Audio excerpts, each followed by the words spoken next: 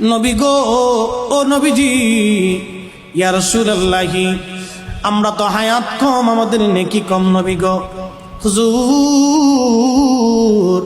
এখন আমরা যদি কি মেহশরের মাঠে উপনীত হই, তাহলে আমাদের উপায় কি হবে? আগের জমানার উম্মতেরা অনেক হায়াত পাইতো, অনেক নেকি করত। এখনকার জমানার উম্মতেরা আমরা হায়াত কম পাই, নেকি কম হয়। আগের জমানার উম্মতের পিছনে পড়ে যাব। আল্লাহর নবী খুব চিন্তায় পেরেশানির মধ্যে পড়ে গেলেন। কথা তো সত্য, কপালে ভাঁজ পড়ে গেল, চিন্তা এসে গেল। নবীজি খুব চিন্তায় মগ্ন হয়ে গেলেন।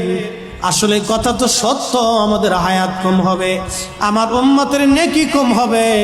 মেহশরের মাঠে আমার উম্মত তো পিছনে পড়ে যাবে, আমার উম্মতের উপায় কি হবে? আল্লাহ জিব্রাইলকে পাঠাইলেন, জিব্রাইল যাও, আমার বন্ধু চিন্তায় পড়ে গেছে, বেজার হয়ে গেছে, যাও আমার বন্ধুকে সান্ত্বনা দাও, খুশি করো, আমার বন্ধু যাতে বেজার না হয়।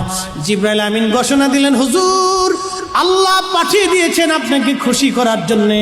আল্লাহ নাজিল করেছেন, তার জবানের ভাষায় আল্লাহ বলে দিয়েছেন, ইন্না আনজালনাহু ফি লাইলাতিল কদর ওয়ামা আদরাকা মা লাইলাতুল কদরি খায়রুম মিন আলফি শাহর। হুজুর, আমি আল্লাহ পাক এই কোরআনকে লাইলাতুল কদরের রাত্রিবেলা নাজিল করেছি। ও নবী, আপনি কি জানেন এই লাইলাতুল কদর কি? এই লাইলাতুল কদর হলো 1000 মাসের চাইতে দামি। একটা রজনী ইবাদত করলে আল্লাহ 1000 মাসের চাইতেও দাম বেশি দিয়ে